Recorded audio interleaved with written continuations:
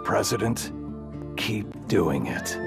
We who are with you are so many more than those who are against you. A message from protectors of Nigerian posterity.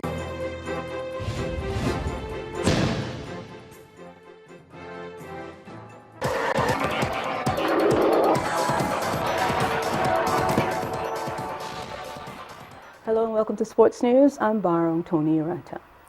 As Nigeria celebrates 54 years of independence, President of the Table Tennis Federation, Mr. Enitan Oshodi, believes it's time for the sport to regain its street credibility. Wahid Oshodi says with good corporate support and a good training program for coaches, Nigeria will lead in Africa and be respected internationally. In the 1970s and 80s, the bat and ball game enjoyed some good followership, suffered a decline in recent times, and is currently undergoing a revival process. And elsewhere, world number 2 Rafael Nadal also today sailed into the quarterfinals of the China Open in Beijing with a 6-3, 6-4 win over German qualifier Pt.4. The Spaniard, playing in his first tournament in 13 weeks after returning from a wrist injury, won 85% of his first service points against the German. The number 2 seed took an hour and 45 minutes to seal victory and set up a last 8 clash with Martin Klizan of Slovakia at the ATP 500 event. Meanwhile, Andy Murray is through to the quarterfinals of the China Open after beating Uruguay's Pablo Cuevas 6-2, 6-2. Murray dispatched his opponent in 1 hour and 20 minutes and will meet Marin Cilic in the last 8 after the U.S. Open champion beat Portugal's João Sousa 6-3, 6-3.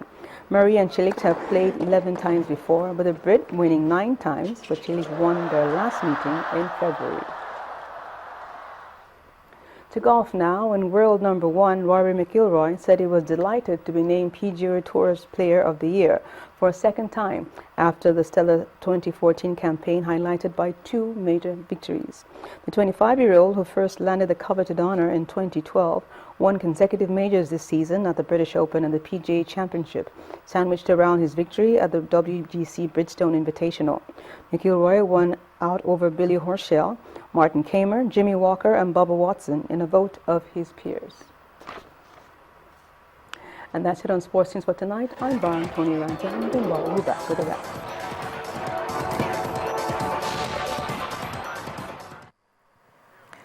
A former managing director of the news agency of Nigeria, Mrs. Remy Oyo, has died at the age of 61. A statement issued today by her husband, Mr. Vincent Oyo, says that Mrs. Oyo died yesterday in the United Kingdom, where she was receiving treatment for a cancer-related ailment.